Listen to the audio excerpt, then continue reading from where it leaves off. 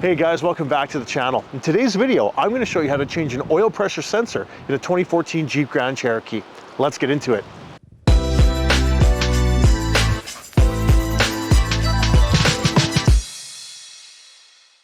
Now, one of the very first things that I want to do is I'm going to grab an OBD2 code scanner like what I've got here. This is just an ELM 327 that I got off of eBay. Super cheap. These things are about 10 or 15 bucks. And I'm going to plug it in here. And once I've done that, I'm gonna hop in the vehicle, I'm gonna fire up the torque app on my phone, and we're gonna pull the codes here. So when I fire up the vehicle, you can see here that I've got a check engine light. We'll give it a few seconds to figure out its life here. All right, and my telltale sign that I got a problem is my oil pressure is just stuck. It's just pegged at 688 kilopascals. Nothing's changed there. So if I move on over to my phone here, what I'm gonna do is I'm just gonna fire up the torque app. We're gonna give this a second to connect. Okay, there we go. I've got connection. And what I'm gonna do is I'm gonna get it to pull fault codes for me. So we're gonna give this a second. I'm gonna tap to scan. Okay, so I can see that I got two different fault codes here, okay? One is gonna be a P0520, which is that oil pressure sensor one, and that is the one that I'm after. The other one that I've got here is a P219A powertrain code. Now again, the nice thing with the torque app is if I tap on these, it'll actually give me a breakdown and show me what it is that I'm looking at here. All right, so it's a little tough to see, guys, but the oil pressure sensor is hiding right in the back corner there. That's the thing that I gotta try to change out, but I gotta do an oil change on this thing anyway, so let's start by getting that done.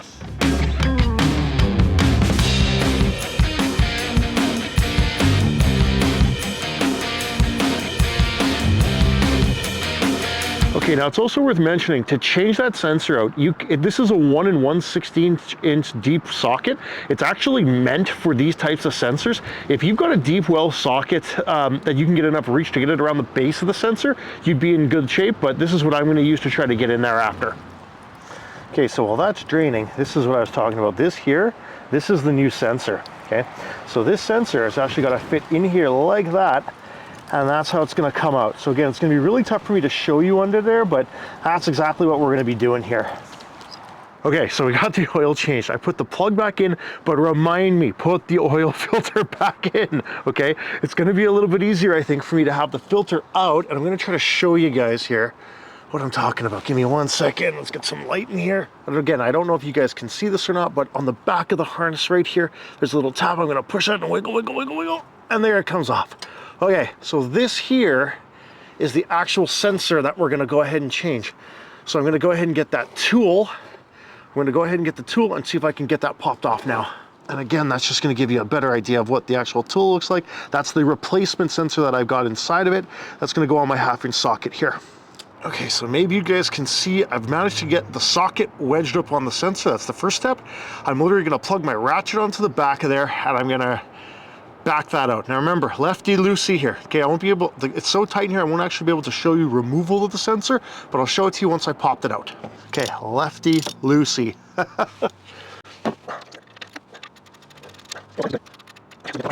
Let's see. Yeah, there we go.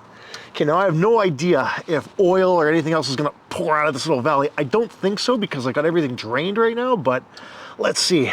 There it is. Got it. All right, bingo. There's the old sensor right there. Okay, there's my old sensor. There's my brand new sensor. Now, the nice thing is, new sensor already has got some of that thread locker on it. Let me see, is that going to focus? There it is, yeah. Perfect. Okay, so the new sensor already has got some thread locker on it. Here's the old one, all right? So I'm going to go and punch it back up in there right now. Okay, so again, might be tough to see. Hopefully I can circle it for you in post-production after, but there at the top, you can see the little spot with that little touch of oil weeping out. That is where I pulled the sensor from. So I'm going to go ahead and I'm going to start the new one by hand, threading it back in. It's got thread locker on it already. Now, I don't have a torque spec for it, but we're just going to go to good and tight, and we'll see what that does. All right, let's get that started. So I got this one started by hand here, and now I'm going to just pop my socket on the end of it, and I'm going to get it the rest of the way there. Righty tighty.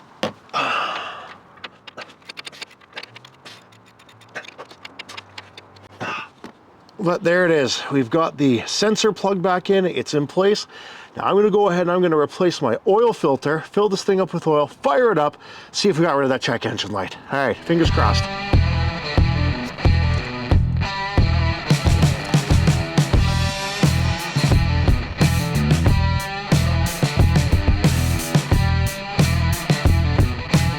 Okay, so the oil's all topped up in this thing now. Let's go fire it up and see if we've got oil pressure on that sensor. All right, so just fired it back up. Give it a second.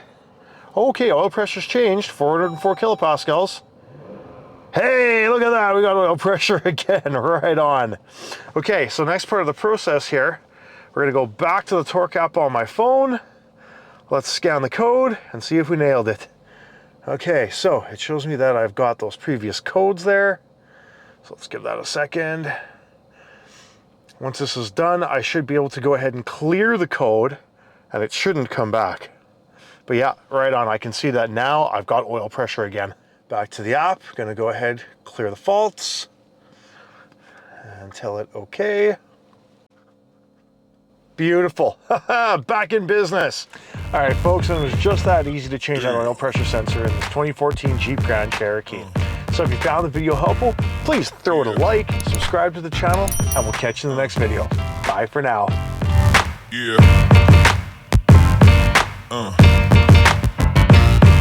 Yeah.